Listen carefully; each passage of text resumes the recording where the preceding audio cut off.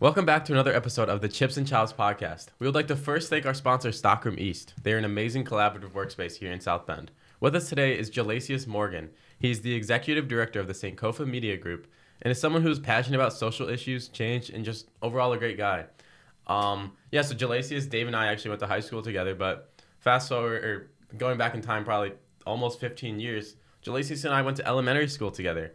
He was a grade above me, and I remember back then, he was definitely a lot different than he was, say, today, which is expected. I'll be honest, I kind of thought of him as a little bit of a bully being in a grade older than me. So I was really surprised coming into high school and seeing Gelasius being so, nice, friendly, reaching out to me and like wanting to have some sort of friendship. So just looking at that, Gelasius, I'm curious, when was the switch? When did you like kind of mature and become, go from someone who's not like a great person to someone who is?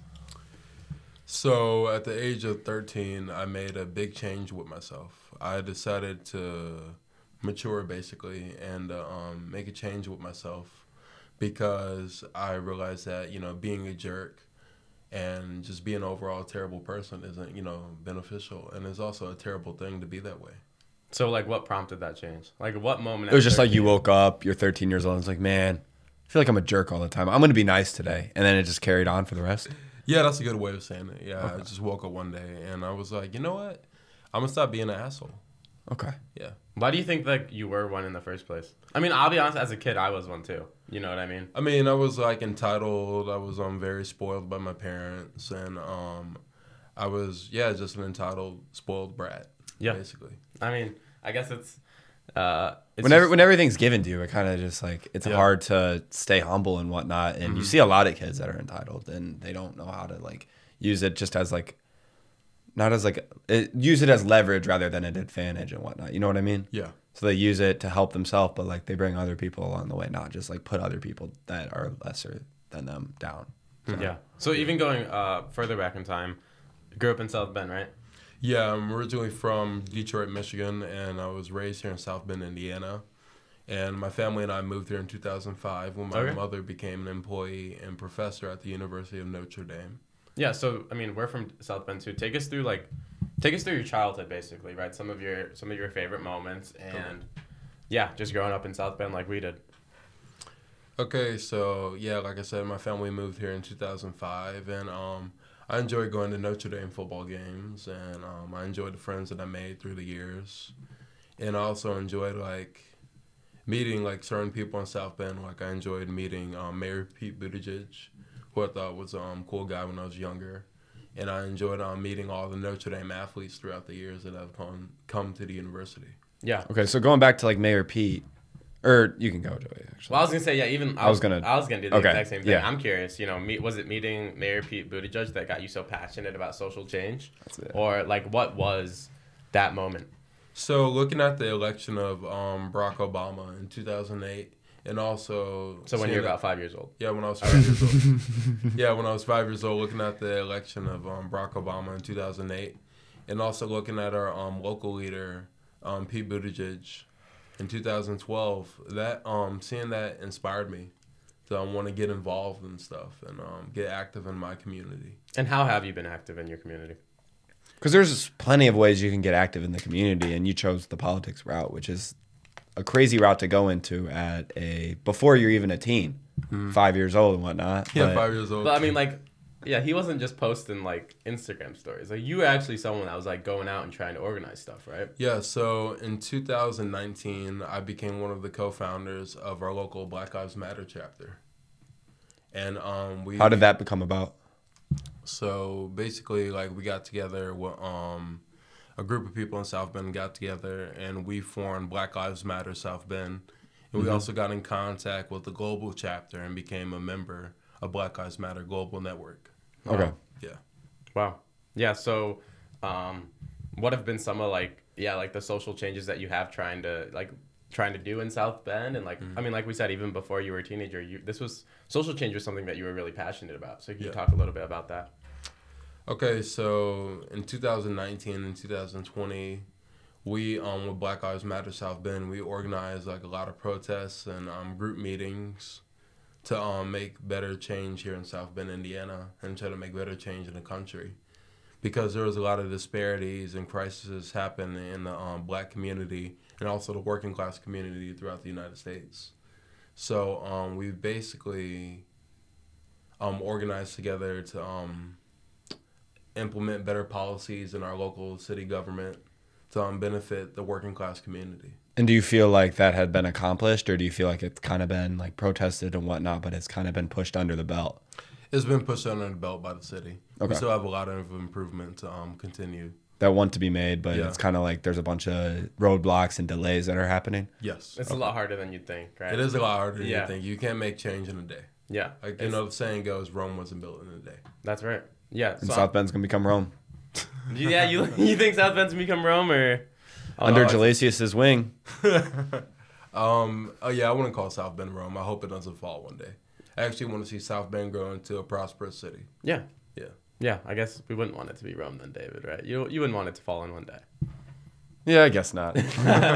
I'm curious, like going into high school and going into college, what was it like being someone who's, someone that's so passionate about and so outward? And think a different way than most average like teenagers transitioning. Most people aren't thinking the way you think. Yeah, you're thinking on like a global scale change that you want to be enacted or that you even want to enact yourself compared to, And actually taking action. Because there's a lot of people that think all this stuff. They go back to sleep. They wake up. They still think about it. Go back to sleep. But you wake up. You think about it. You do things. And then go to sleep. Yeah, there's people every single day that'll listen to a motivational speech. And they're not going to do anything with that motivation. They listen to the motivational speech purely for like, oh, this is interesting. This is not entertaining. Wow, this really moved me. You know what I mean? But like it doesn't actually do anything for them. Yeah. So, I mean, like was that like a struggle like going into high school and like being someone who's so goal driven with a bunch of people who like I mean, there are people who are goal driven, but like aren't as it's a fewer number. Aren't as driven as you are. So of course, like everybody else, I struggle like with my drive and stuff when it comes to like being active socially. Like I had to deal with school and also to maintain relationships and stuff like that. I think everybody just has different goals. Like, we might have the machinery mentally to like have all these to make change happen in the world. But a lot of us have different goals and a lot of us have different things happening in our life that affects, our will to make change happen. Yeah. So you kind of just have to move with that to be able to get the change to happen, correct? Yes, you have to know your priorities from what you want to do. What do you think your main priority is with moving through high school? What was your main priority? My main priority moving through high school was just to graduate. Just to graduate. Yeah, just to graduate. And also at the same time be active in my community. Being active in your community. Yeah. No, yeah, but going back to even what I said, how people in high school aren't super driven, I mean, you're kind of right. Like at some point, it's not their fault. You know what I mean? Like it's a tough time for everybody. That's a very developmental year. So I guess maybe as a person, I should take it a little easier on people who I see not really doing anything right. Yeah, especially with our generation, because you see there's a lot more diagnoses of depression and bipolar and ADHD, and that affects our mental health. Like we're in a mental health crisis right now with our generation. Yeah. Would you say that's like currently like right now, or would you just say with our generation? I'd say it's currently right now and just with our generation and the younger generation. Like psychology has evolved and it makes it a lot more efficient to diagnose people with all these disorders. What do you feel like was like the root cause of it? Do you think there is one, or do you think it's just the development of humans becoming more humans? I think it has to do with the development of humans becoming more human. And also, I also feel like it has to do with psychology evolving to be more efficient to humanity. Yeah. So you think the human mind is becoming more efficient to like No, I mean, process, I think what he's saying is like the studies? It's easier to like actually come up with a diagnosis. So a year ago, someone would say go to someone and be like, I'm feeling these struggles. Mm-hmm. Yeah. And they might just brush it under their belt, being like, oh, it's because of this. Mm-hmm. But nowadays, you actually have like a very clear thing of, oh, I have these issues. Okay, there might be something chemically wrong in your brain, right? Is that kind of what you're saying? Yeah, that's exactly what I'm saying. So I mean, but with that, is there really a cure? Because once you're diagnosed with these mental problems, and in your head, all you're thinking is, man, I have all these mental problems. I don't know how I'm going to cope with it. So according to psychology, with things like bipolar, I just want to say for the record, I'm not like a psychologist or anything or an expert, but from what I know from psychology, there is no cure for things like bipolar, ADHD, and depression, but there are many treatments for it. Okay. So basically, there is no cure, but there are many treatments for it. And it's just a work in progress because there are different spectrums of like these mental disorders. Because I feel like mental disorders are something you can't really completely accomplish. It's always you can never get rid of. It's not like the flu. It just goes away. It's like always with you. It's like a life-term disease. It's like something like diabetes, but on the mind. Like learning to really like cope with it and live with it every single day. Yeah, and also to treat it. Yeah. I mean, focusing on a little bit of a brighter note, I mean, we're talking about, stuff like mental illness and struggles of high school. I'm curious, what was like your number one favorite moment of high school? My number one favorite moment of high school was my senior year. During just the whole year, like I met some cool people like during my senior year, and just at the same time just being able to move a lot more freely with my day. Yeah. Not just having to be crammed in the classes and having to cram for tests and exams. Do you feel like everyone's cramming in a classroom, everyone's cramming on tests? Do you think that's a big spark of like the mental problems in the world? Yes, the American education system is terrible. Like we have a lot more improvement to do with our education system. Okay. Yeah. Do you think that's something you're passionate about to make the change, or are you more on like human rights and evolving those? I mean, I'm a big supporter of education. I'm passionate about that, but I'm more on the front of human rights in general. And I feel like a part of the social contract that I'm fighting for is education. Okay. Yeah. So moving forward to, you're the CEO of the Sankofa Media Group, which is something that is very, very new. Mm-hmm. I want to know, first of all, like, when did you realize, probably as a kid, I want to interview people, I want to tell their stories? That's kind of what David and I do. And I remember when I thought, like, I kind of like fell in love with storytelling. What was that moment for you? So this happened to me recently. So a year ago, I was inspired by a media group called Al Jazeera and also NPR, and also an independent media guy by the name of Kyle Kulinski to basically start my own. I'm like, well, if Kyle and NPR and Al Jazeera can do this, I feel like I can do this. For sure. So a year later, I ended up meeting a guy named Chaz Montgomery, and me and him came up with the idea to form the Sankofa Group Media. So he's your partner? Yeah, he's my partner. So how did you meet? He's also the vice president. Okay, so how did you meet Chaz? So me and Chaz met recently at the debate between Henry Davis Jr. and James Mueller for the mayoral race here in South Bend, Indiana. Okay. Yeah. And so, take us through how, if you just recently met him, how did you guys come up with, this idea right away? So after like a good conversation between me and Chaz, we decided to form a media group. So after that, I followed the articles of incorporation and formed the group. I made us a 501c3. Okay. And you guys don't know what a 501c3 is? Okay. Nonprofit. Yeah, nonprofit. So after filing all the paperwork, I then decided to make this thing official. Okay. Yeah. So what is so it's the Sankofa Media Group. I'm curious. Tell people how you came up with that name. So I was inspired by the African word Sankofa, which means to retrieve. And what me and Chaz are doing is we're retrieving enlightenment and stories to inform the masses. Okay. Yeah. So, what has been the process of, starting your own media company, right? Like, I imagine, like, there's struggles with that. Like, you're trying to really make it big. Can you talk about that a little bit? Yeah, there are a lot of struggles with it. A big struggle is funding. And also another struggle is just maintaining independent contractors, like, to work for us. Yeah. And to work with.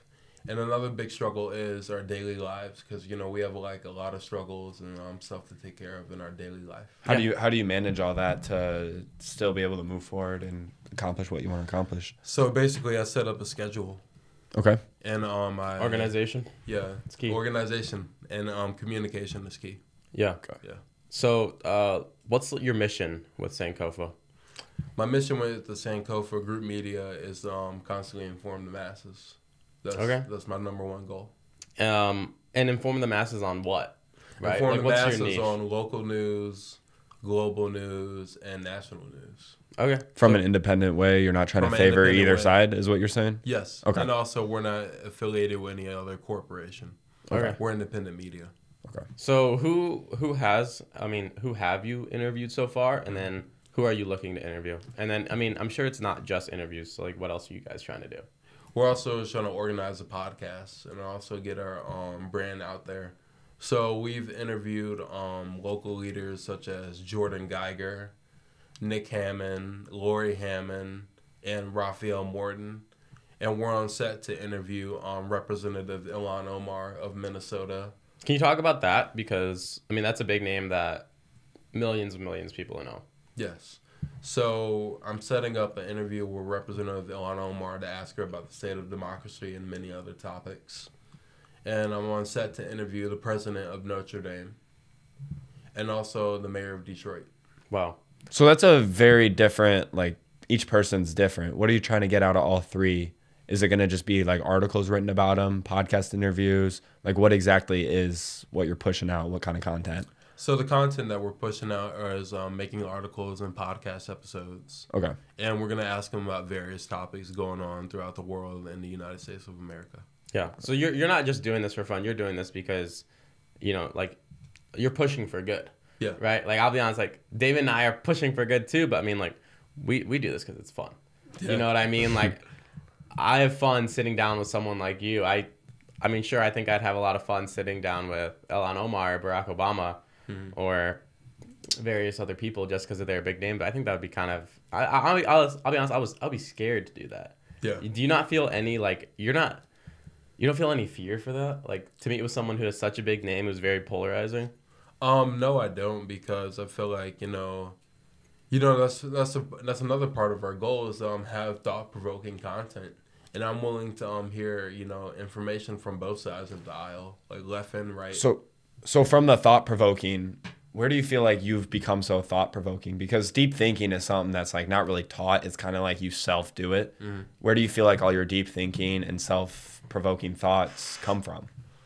I feel like it comes from my passion to want to inform the masses, basically. Okay. Yeah. So it's not really to inform yourself. You look more for like the global aspect rather than just like trying to learn as yourself, right? Yeah. Like I typically am the person not to be so atomized and individualized because I see us as all one collective. Okay. I actually recently wrote an article about how individualism and what we think it is a myth in our society. Okay. Do you want to further details on that? Yeah, so basically, I don't see us as humanity and human beings as atomized individuals. I see us as one collectivized, conscious collective. So it's like it's not just Joey, Gelasius, David. It's kind of like all of us. Is that what you're saying? Yes. We're all one in a way. Yes, we're all one in a way, and also we have that mutual respect, also known as agape love for one another. We can have a better society. Okay. Interesting. So how do you feel? So you feel like if you're pushing more content out as like an individualized thing, that'll create less separation, will become more like atomized, or what you were trying to go off of? Yes, become less atomized. Less atomized. Okay. Yeah. Okay. I'm curious. Is there anything else that like you'd want to talk about with Sankofa? Like anything else that that you want to tell people about? Yeah, so the Sankofa Media Group, we're an independent leftist media organization that is multi-ethnic. And we're just looking to inform the masses. Yeah, just like as a broad thing, right? Yeah, it's a very broad thing. So talk about some of the people that you've reached out to so far, besides Ilhan Omar and local Ilhan Omar and local politicians. We also made an effort to reach out to Bernie Sanders, the senator in Vermont, Senator Tim Scott of South Carolina, our own Congressman Rudy Yoakum, Representative Rudy Yoakum of District 2 of Indiana. And also made an effort to reach out to some African leaders to ask them about U.S. relations, such as President Ruto of Kenya and the President of Botswana. Wow. That's how do you reach out to these people? Is it just an email or through email and also contact their press offices. Okay. Yeah. I mean that's Yeah, those are like big deal people, right? Yeah. Like literally, that's kind of incredible. Yeah. Talk about how you reached out to interview the best quarterback in the NFL. Oh yeah, so recently I told you and David that I made an effort to reach out to interview Patrick Mahomes to get his take on his career, and also his view on the philosophy of football. Okay, what do you mean by that? Because you were a football player. Yeah, I was once a football player. I played football for John Adams High School. Yeah, you were quite the football player. MVP, if I might say so myself. Yeah, that's very nice, Jim. That's very nice. So yeah, I mean, talk about like what do you mean by I'm curious, just as a personal. Yeah, thing. so I want to interview Patrick Mahomes because I want to get his take on his philosophy on football and where does he see himself going with his career. Yeah. And also, we're doing a special on athletes of color to hear their inspiring stories. Yeah. No, I mean, yeah, I guess that's a good reason to want to reach out and interview him, right? Yeah. Yeah, I mean, people who are listening, I mean, like, Sankofa Media Group, that's a South Bend thing. You got to listen to them, right? You gotta find them. I'm curious, is there anything else that you'd like to talk about, even with them, or just... Well, do you want to further on, like, how it is? I mean, you're 20 years old. Most politicians are not 20. Yeah. They're all, like, 40 plus. Yeah. He's not a politician. I know, but you're, like, aspiring. You're trying to interview all these people that are, like, 20, 30 years older than you. How does it feel to be that young compared to them? I mean, is it going to be different? Because most of the people we have are within 10 years. Yeah. So it feels very like I really do feel the age gap, but it feels like I'm just conducting like an ordinary job, according to me. Yeah. Because after organizing with Black Lives Matter and being on the news myself, like I gotten used to like being around people older than me and people younger than me. Okay. And knowing who my appropriate audience is. Okay. Yeah. Yeah. Is there anything else that you'd like to talk about personally, either about yourself or about, South Bend or even with Sankofa? Yeah, so recently we just did an episode with a candidate running for Common Council District 1 here in South Bend by the name of Nick Hammond, which will provide a link for Spotify. Yeah, we'll put that in our thing too. Yeah. So, yeah. Okay. Yeah, if you're listening, then you have to go check that out. After you listen to this episode, of course, right? Of course. Always support the Chips and Chops podcast. Yep. Yeah, I mean, Gelasius, this was awesome sitting down and talking to you. Is there anything else that, like I said, like that you'd like to talk about? Otherwise, we can wrap this up. Yeah, we can wrap this up. I just want to say, for everybody listening, to please support the Sankofa Group Media and also support the Chips and Chop podcast who hosted me today. Yeah, can you tell everyone where they can find that? I mean, on various social platforms. You can find us on Instagram by the name of the Sankofa Group, and you can find us on Facebook. Our Facebook page is Sankofa Group Media. Awesome. And yeah, check us out on every single platform. Glad to be back. Chips and Chops podcast. All right, out.